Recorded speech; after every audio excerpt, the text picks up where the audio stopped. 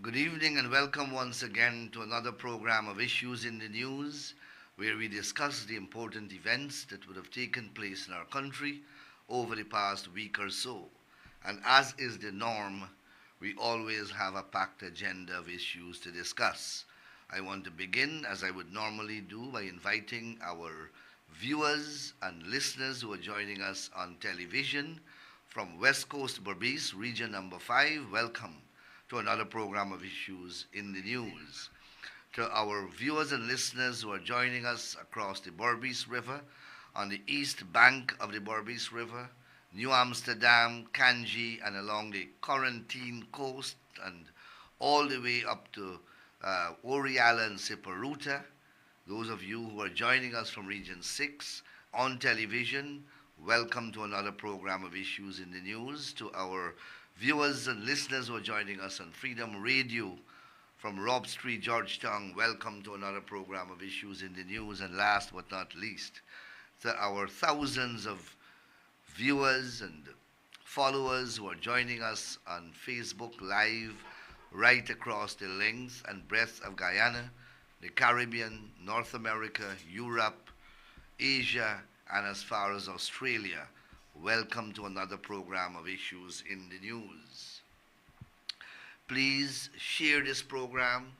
Press that share button on your computer, on your phone, on your iPad, or whatever device you're using to view this program. Share it widely so that all your friends and followers can join us in tonight's discussion.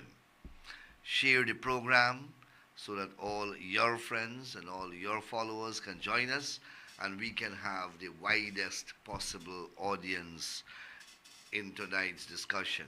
Also, use the comment section on your instrument to indicate to me your views, to convey questions to me, and to invite discussions on any particular issue that you would like us to discuss.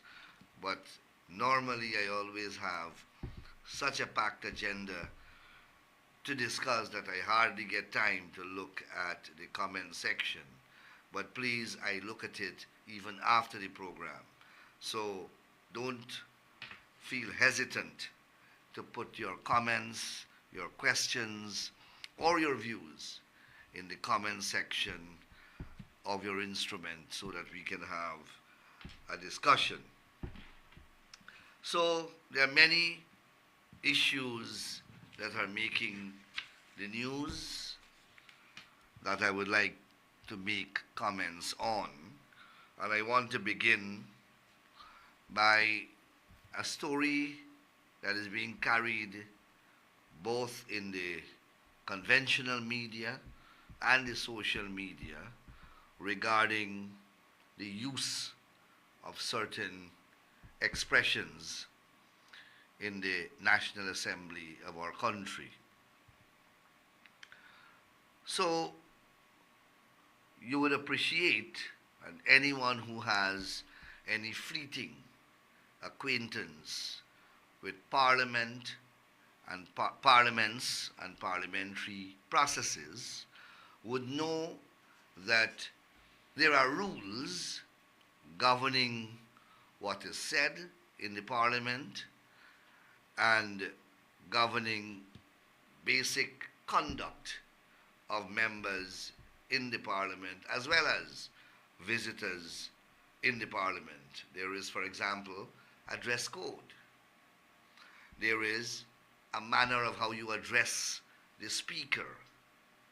There is a manner in which you address colleagues, parliamentarians, and there are various rules contained in the standing orders and in standard parliamentary practices regarding the manner of speaking, and likewise there is in every parliament a glossary of expressions that are considered unparliamentary expressions, and parliamentarians are prohibited by the rules of Parliament from using these types of terminologies and these expressions. That is a standard set by almost every parliament on the planet, and it is nothing new. It dates back for centuries. So Guyana, like the rest of the Caribbean and Commonwealth, we inherited our parliamentary practices and procedures from Great Britain because of our historical colonial experience. So we inherited our standing orders. Most of the standing orders of parliaments of the Commonwealth say that where the standing orders of that particular jurisdiction is silent on a particular matter, one must refer to the practice and procedure in the United Kingdom for guidance. That's an outstanding provision that is in the standing orders of almost every parliament in the English-speaking Commonwealth. Guyana is no different. Secondly, almost every country in the Commonwealth takes guidance from a book that is called the Manual of Parliamentary Practice in the United Kingdom. And it's a book that goes by that name, Parliamentary Practice, or Parliamentary Practices, written by an author by the name of Erskine Mays. A book that is perhaps 100 years old. And it is regarded as the authority in respect of parliamentary practice and procedures, not only in the United Kingdom, but in every country that inherited the parliamentary system of the United Kingdom. And I speak here in relation to about 50 odd countries of the British Commonwealth. That May's parliamentary practice has also a glossary of what is termed unparliamentary expressions. And parliamentarians in the United Kingdom and the rest of the Commonwealth are guided by that very glossary of prohibited phrases and words. In Guyana, we have a similar glossary. It is not a new creation. It has been with our parliament since independence, since 1966. It has gone through many changes over the years, but it has always been a list of words that are considered unparliamentary, and one would be prohibited from using it in speeches delivered in the parliament. And when one uses a word that is considered unparliamentary, then it is the function of the speaker to draw that to the attention of the particular user of the language and to forbid him or her from continuing to use that language in the parliament. If you look at many of my presentations, you would see the Speaker of the National Assembly, Mr. Manzoor Nadir, reminding me whenever I use an unparliamentary term, that I cannot use such a term. Recently, I distinctly recall, I used the word shameless or shameful, I can't remember, to describe the presentation of a particular member on the opposition side of the House. And I was reminded by the Honourable Speaker that that term is not a parliamentary acceptable term. And I was asked to withdraw that term, which I did. Significantly, our parliament is managed by a committee of management, which is a standing committee of the Parliament. The Parliamentary Management Committee, it is called. It is comprised of 5 members of the government side and 5 members of the opposition side. So it's an equally balanced committee, and it is chaired by the Speaker of the National Assembly. That Parliamentary Management Committee, by and large, manages the affairs of the Parliament. Many people do not know that. Management manages the functioning of the Parliament.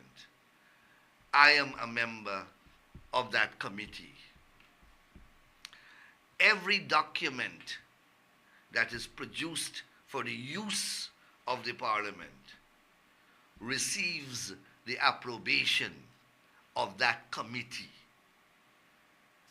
As far as I can recall, we have not had the occasion to vote in that committee, because most, if not all, the decisions that are made consensually.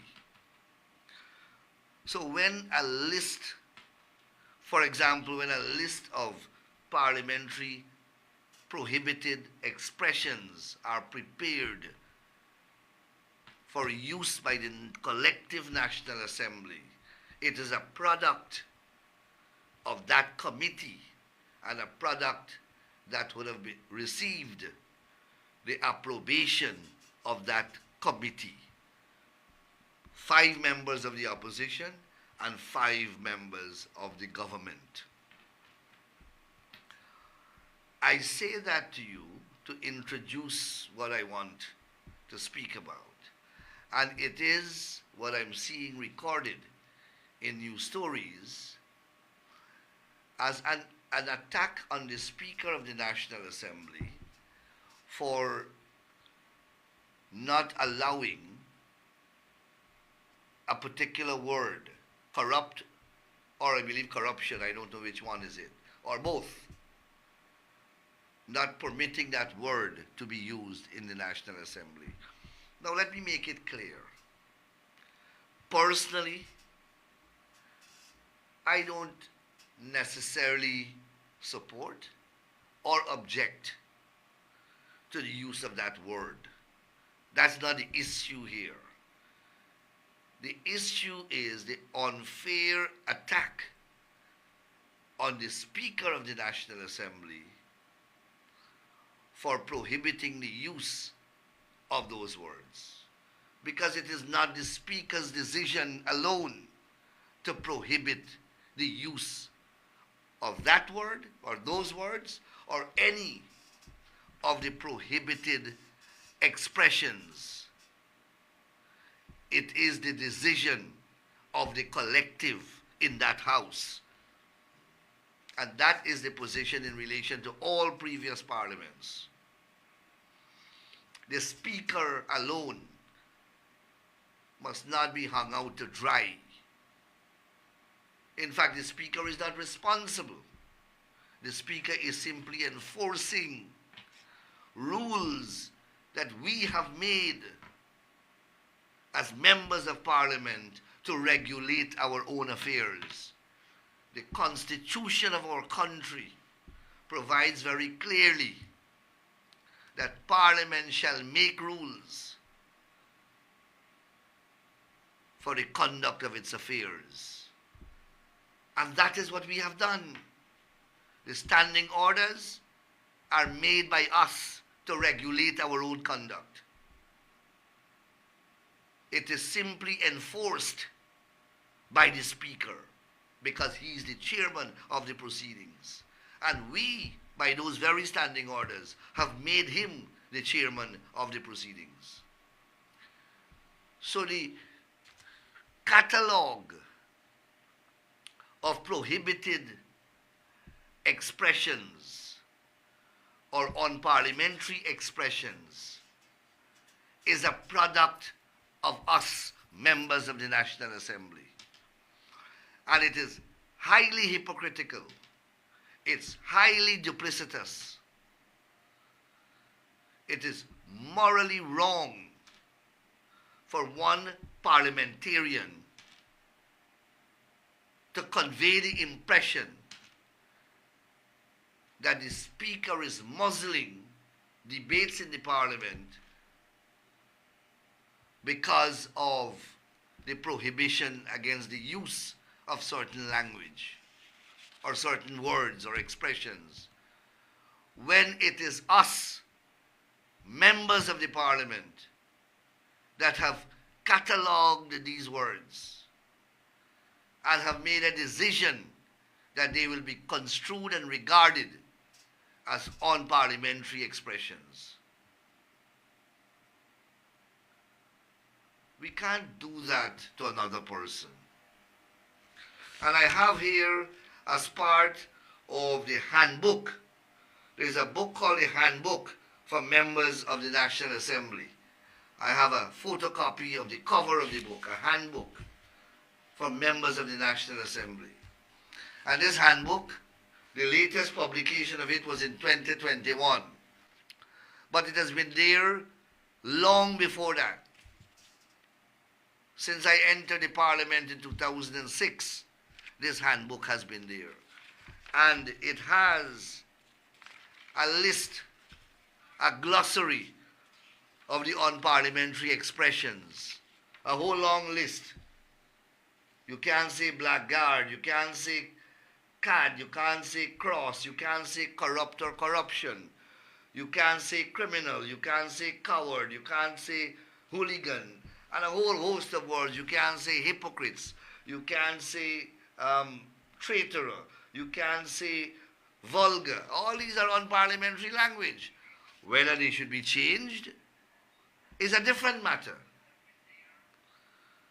But the process to change it is one that has to be internally driven, because the change has to come from within. The change has to come from us, members of Parliament. It is not a change that can be imposed externally. And it is not a change that can come unilaterally from the Speaker. We have created this list of forbidden expressions, and we have asked the Speaker, by virtue of the standing orders, to enforce the prohibition against their use in the National Assembly.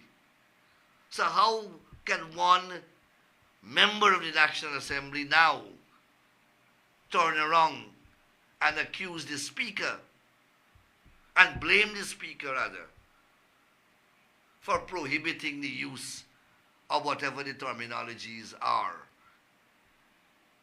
Let the Parliamentary Management Committee be informed that the list of words should be reviewed, and let there be recommendations as to what should come out and what should go in, what should be deleted and what should be instituted. But you can't blame the Speaker of the National Assembly for this. But if blaming the Speaker is not bad enough, I read with utmost shock a Facebook post from a presidential aspirant, Nigel Hughes, on this matter. Now, let me pause here to say that in the estimation of some people, Nigel Hughes came to the political landscape with some amount of goodwill. Some people feel that, or felt so. Well, Nigel Hughes has contributed significantly to a rapid dissipation of that political goodwill. And save the package, save the veneer of sophistication. When you listen to what he says or you read what he writes, it's very difficult to distinguish him now from the fringe elements on the political landscape. Very difficult.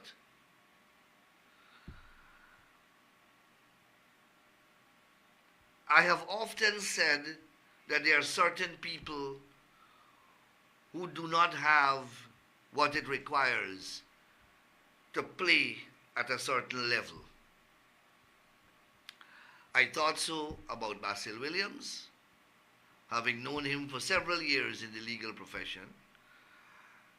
I knew that when he would have been elevated, or if he were elevated to a position that will bring him under scrutiny, he will not be able to withstand that type of scrutiny, where the microscope is on everything that you do and everything that you say, where it would be extraordinarily difficult to hide incompetence, to hide deficiencies, to hide inadequacies. And I looked at how he was unable to withstand the scrutiny to which he was subject when he was appointed Attorney General and Minister of Legal Affairs.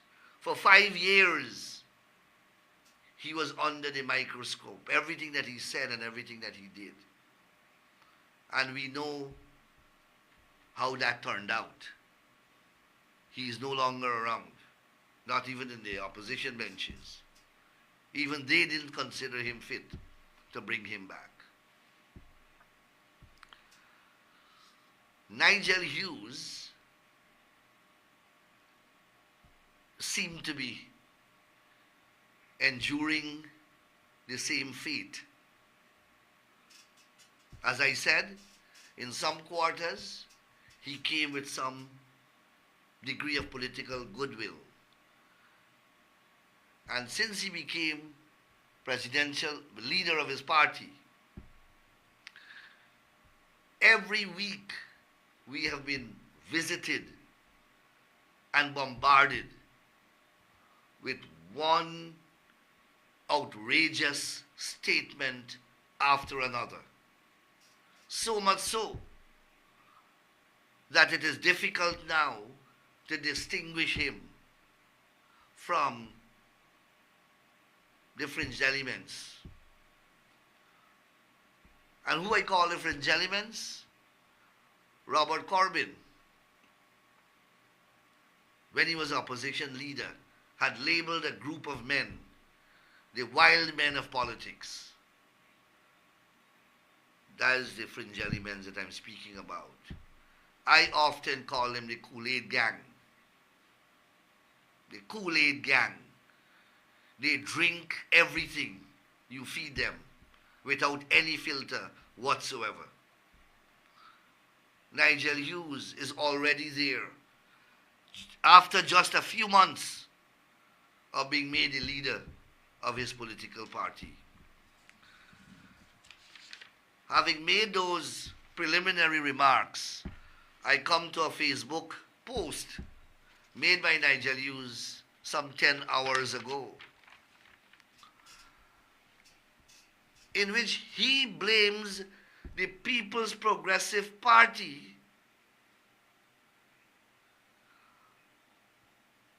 for banning the word corruption in the National Assembly. He says it is truly remarkable how the PPP leadership continues to surprise us with its creativity in governance. Banning the use of the word corruption in Parliament is a masterpiece of absurdity. I'm saying to you strip what he is saying here of the impressive package that he covers it with, and look at the content of what he is saying, and there is no difference between him and any of the fringe elements out there that are masquerading on the Facebook as talk show hosts, etc. Any one of them. There is no difference. You would expect that a lawyer, first and foremost, and a man of Nigel Hughes' caliber would be able to differentiate between the PPP leadership and the legislature. How Manzoor Nadir, functioning as speaker and invoking the standing orders and the rules and practices of the parliament, how does a ruling from the speaker in that regard graduate to become a decision of the People's Progressive Party leadership? How? You have to be a fringe element. You have to have no reasoning power to make that type of connection and nexus, because there is none. A decision of the Parliament, a decision of the National Assembly of the country is not a decision of a political party. When Manzoor Nadir sits, he's not sitting there at Freedom House. Manzoor Nadir is not even a member of the People's Progressive Party. He's certainly not in the leadership of the People's Progressive Party. But the constitutional distinctions between the legislature, the executive, the judiciary is lost upon this gentleman. And somehow the speaker enforcing a rule of the parliament, a rule that is made by the parliamentarians themselves and given, and a rule that gives the speaker the power to enforce it against the MPs, is construed as a ban by the PPP on the use of the expression. This here is evidence. This type of reasoning is evidence that this gentleman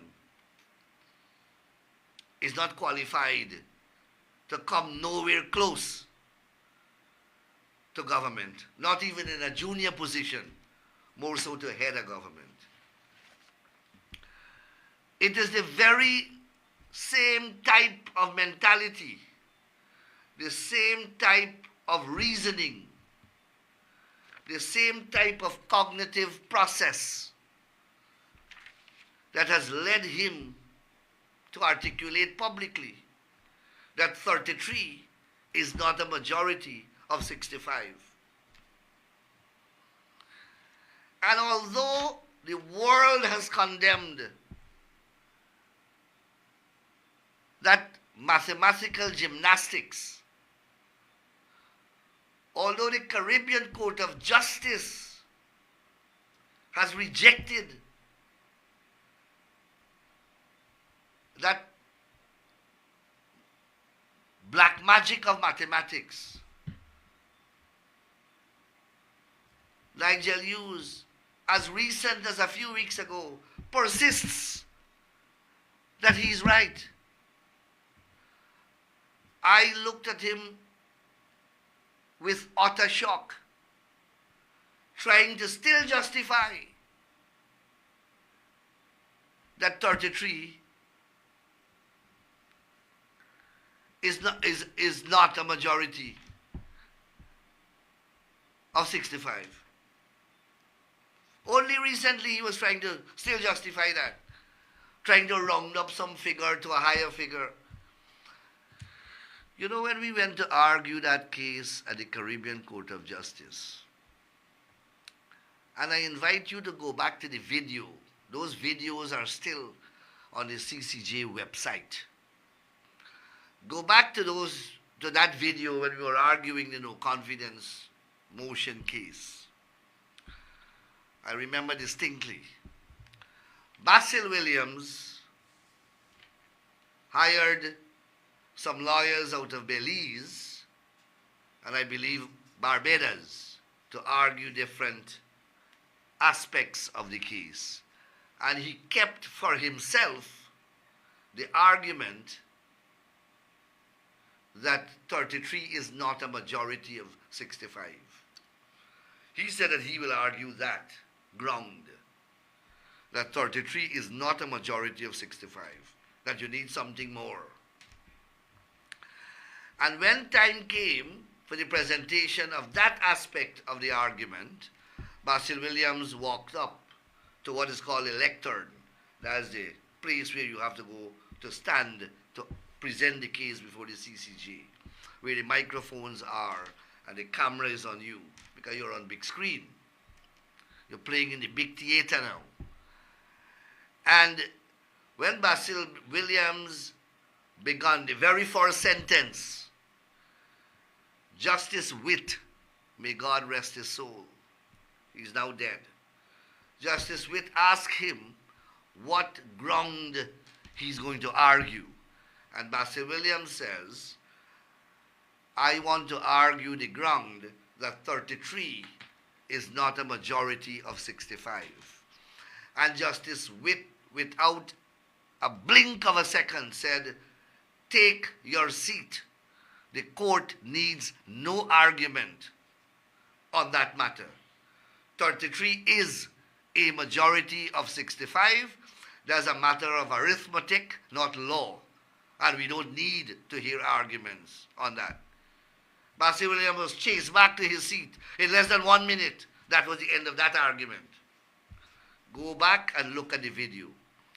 The author of that submission,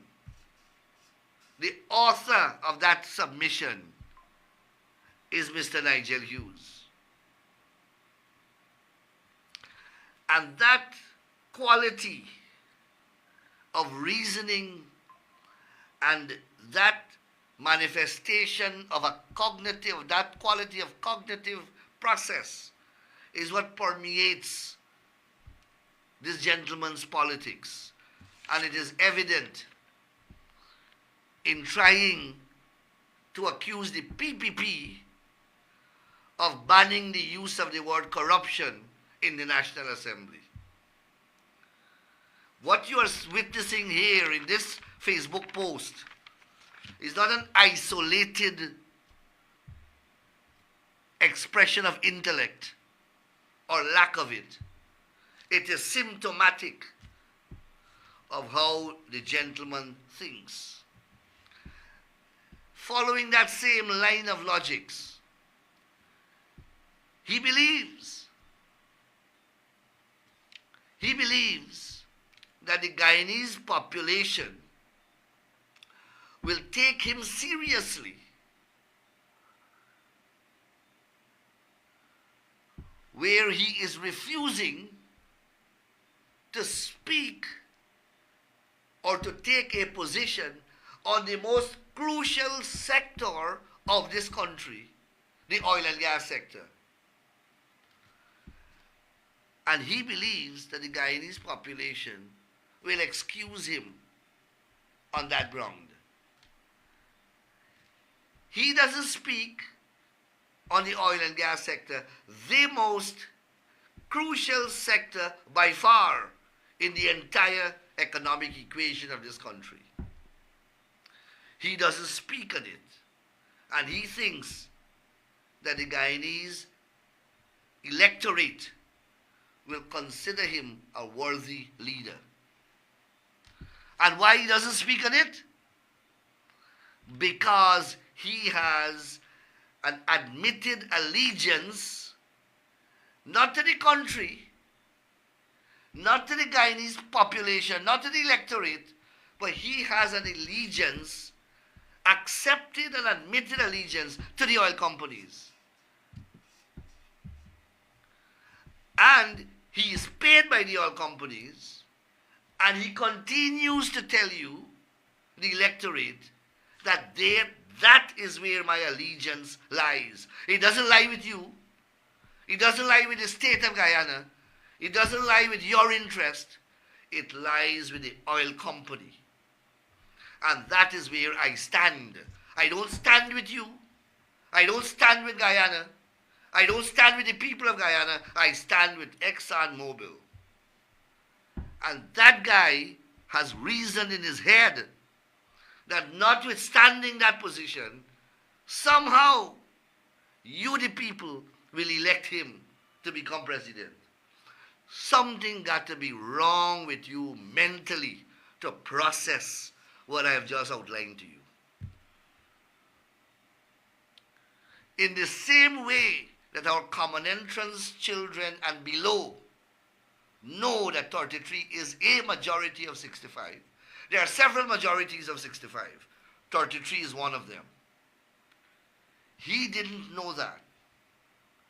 Well, it's the same level of reasoning that has advised him that he can tell you to your face that I want to be your president, but I will represent ExxonMobil till elections. And I'm not going to talk about anything oil and gas. You can ask Vincent Adams or you can ask Patterson. Don't ask me. But he is a presidential candidate. You have to be special. You have to be special to convince yourself that you can pull a stunt like that off. Something got to be wrong with you. And that is what I'm saying.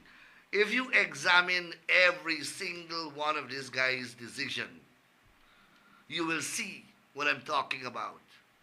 They're not normal. This guy speaks about the level of crime in the country. Nigel Hughes speaks regularly on the level of crime in the country. And if you check over the past 20 years, there is no other lawyer in Guyana who has represented more notorious criminals than Nigel Hughes. Now he will tell you, as part of the flawed reasoning, as part of the 33 is not a majority of 65 type of thinking, he will tell you, oh well, they are presumed innocent and therefore they are entitled to representation. And therefore he can represent them. He will not see that there is a collision, that you can't want to condemn criminality. You can't want to express concerns for crime, where every time the law enforcement agencies charge a man for the most heinous crime, you appear. The other day he was speaking about the massacres. He represented the persons who were charged with the Lusignan massacre.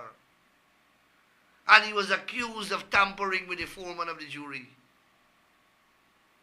Not only did he appear for the accused persons, he was also accused of tampering with the foreman of the jury. There are many articles about that. He speaks about the Bartica massacre. And go and see who is a lawyer for the people get charged with the Bartica massacre. And he would put forward a very technical, sophisticated argument to you that everyone is presumed innocent, etc. The normal run-of-the-mill thing. He doesn't appreciate that in politics, you got to make certain choices. And those technical arguments are arguments for another place, not politics. And if those types of judgment calls can't be exercised if that type of judgment can be exercised at that level,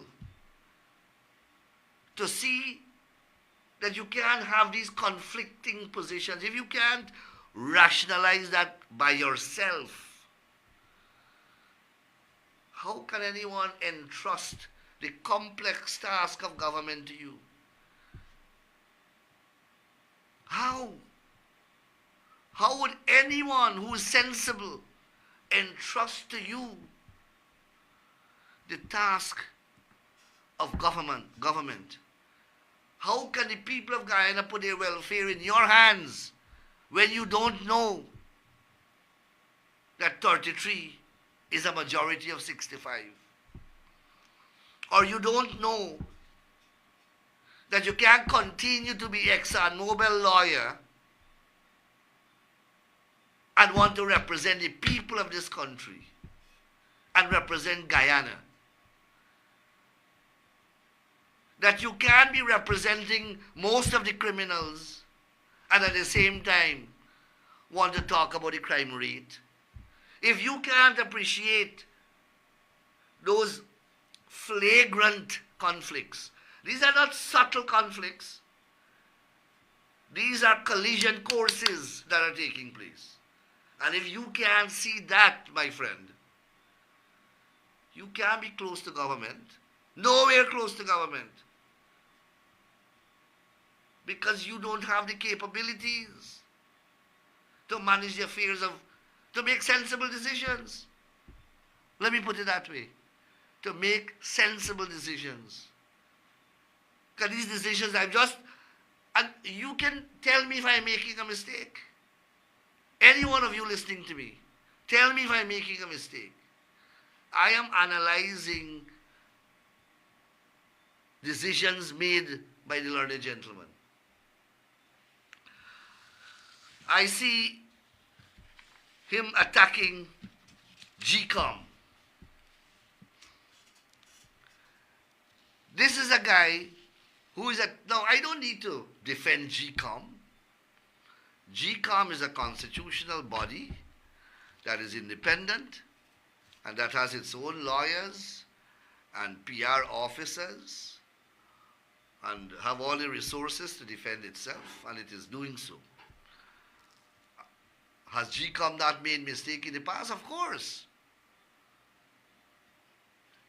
I fought, and my party fought GCOM when it was led by a chief elections officer and a returning officer and a deputy chief elections officer, all of whom, along with others, including Nigel Hughes' party and APNU, conspired to steal an entire elections.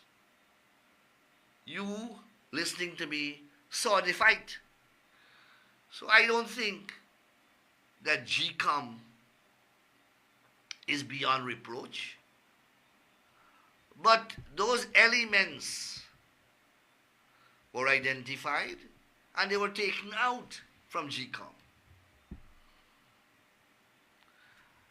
Nigel Hughes has been constantly attacking the chairman of GCOM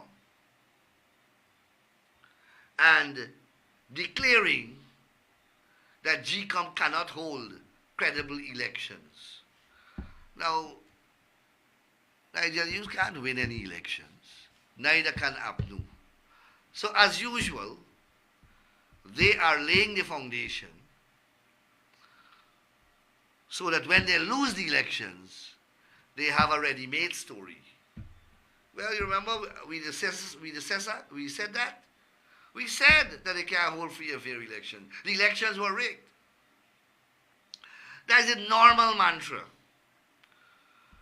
This guy, up to now, cannot say to you, the people, what role, well, he denies, let me put it this way, he denies that the AFC played any role in the rigging of elections.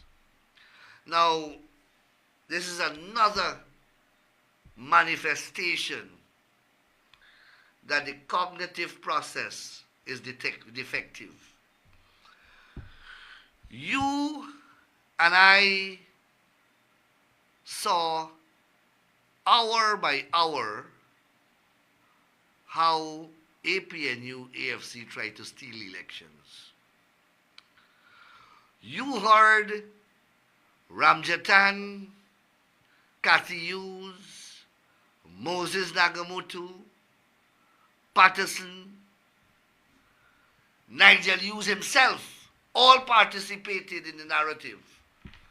As I said, Nigel Hughes was the one who coined the argument that 33 is not a majority of 65. And the others, like bull to a slaughterhouse, ran with it because they were so desperate for something to hold on to. You had Nagamutu trying to explain half bottle rum, quarter bottle rum. Remember that? And Ramjatan looking at the argument, looking when Nagamutu showing the bottles of rum and Ramjatan getting drunk. Ramjatan just hear the rum story about Nagamutu talk and he already get drunk. And then he invented the Russians and he deported Russians. And you know how many stories they had on the same Facebook Live. Where they used to be at the place where the swimming pool is, across from the convention center. You saw Ramjatan and heard him tell Fazir Mohammed from Trinidad in an interview right here on the Facebook that he went to the Ministry of Home Affairs to bid goodbye to the staff because he already heard that they lost the election. And next day, completely denied that story. He said he went to bid them goodbye because he was moving into the Prime Minister's house. And these guys still can walk around with a straight face. But Nigel Hughes says that he is unaware of the role that the AFC played. Now, you know how daft you have to be? Do you know what is the level of your mental process to think that you can say that aloud and that it will be believed and that you have to now go and examine the role that your party played in the electoral process? You have to go and examine that. Thousands of you who are listening to me, you are in America, you are in Canada, you are in the United Kingdom, you are in Europe, you are not in Guyana, but you know the role that they played. You are tens of thousands of miles away from here, but you know the role they played because you saw it. Nigel Hughes was living right here. He was part and parcel of the process. His wife was a leader. And still he doesn't know. And not only is he saying that, he's not saying that to himself, he's saying that aloud. And that is what I'm saying. Something is wrong with the reasoning process. It's fundamentally flawed for you to say that aloud when there is so much evidence. You have something called memory on your Facebook. There is a feature called memory where they throw up things. Go back to your 5-year memory around March of this year. All the images will come up again.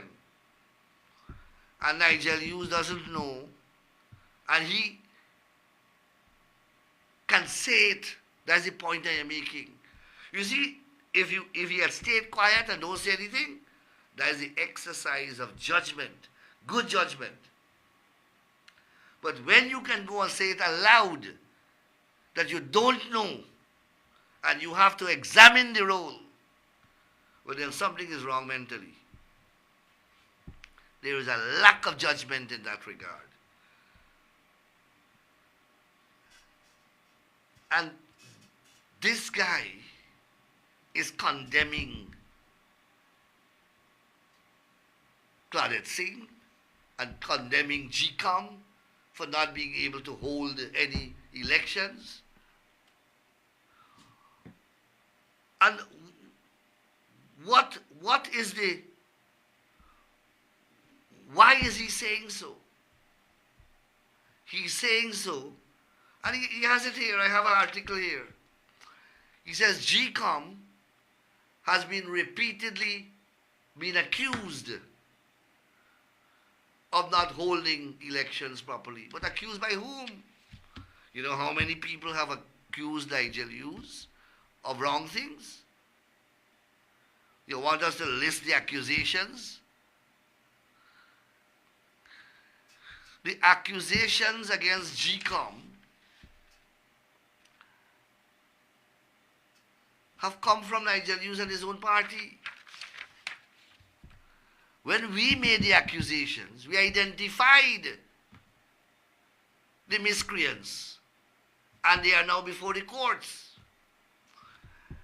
And although Nigel Hughes doesn't know anything that happened in relation to those elections, and he got to go and inquire what happened, guess who's representing the miscreants charged for the same irregularities that he's accusing GCOM of?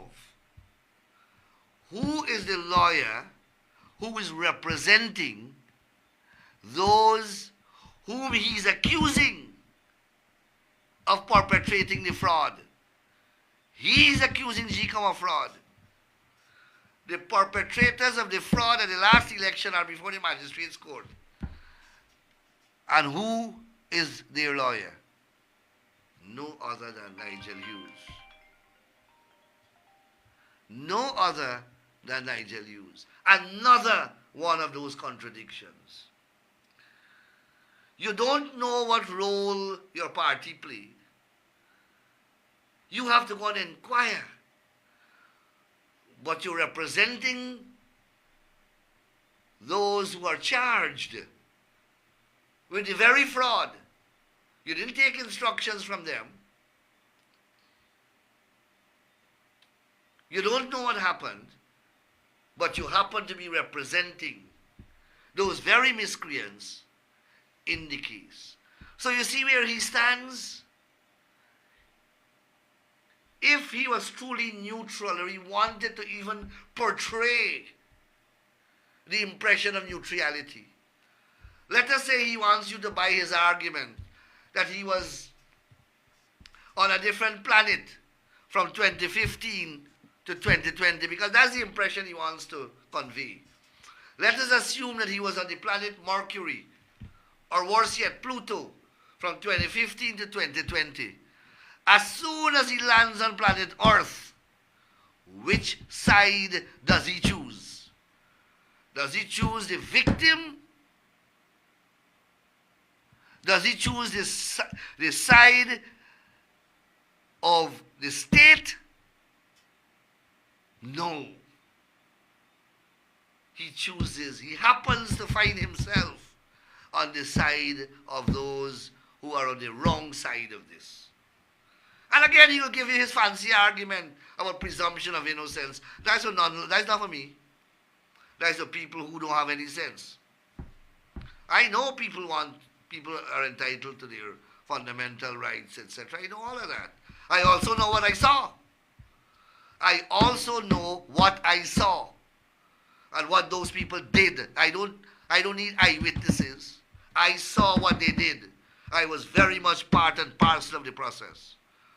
So nobody can second guess me And I don't necessarily, let me don't go so far. I thought that I would spend some time tonight on dealing with, I didn't get to deal with none of the other issues that I wanted to talk about. I just happened to deal with Hughes tonight. Because, and I will come back to revisit these issues. I thought that I would graphically give you some examples to demonstrate and illustrate to you these massive contradictions in behavior that doesn't augur well for common sense and logic. And you can't put a person of that mentality anywhere close to government and governance. This country is too important. The lives of the people of this country are too important. As I said earlier, there are certain people who can't play at certain level. The inadequacies will become bare. The deficiencies will become flagrant. And that's what you're seeing there. I gave you the example of Basil Williams, and you saw, and now you are seeing here again. I'll come back to revisit a few more to give you some more examples of what I'm speaking about. There are certain people who simply can't be elevated to a certain level. They can't withstand it. It is not easy to play at this level. I said a few programs ago that the scrutiny will begin. Well, the scrutiny has commenced. My operator is signaling to me that we have come to program time. I want to thank you this hour in particular. Really fly out. I don't want to say flew out. Fly out. Because I have so many other issues to deal with. Friday, as you know, is our National Budget Day. And our Minister of Finance will be presenting our country's budget. And as you know, after budget, we are going to have budget debates. So you will miss a couple of programs. You will miss me because I will not be here. I think we will have a program next week, Tuesday, because I don't think budget debates will begin.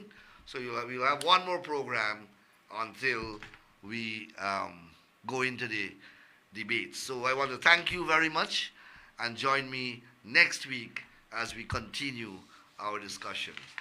Enjoy the rest of the evening and enjoy the rest of the week. Stay healthy. Thank you very much.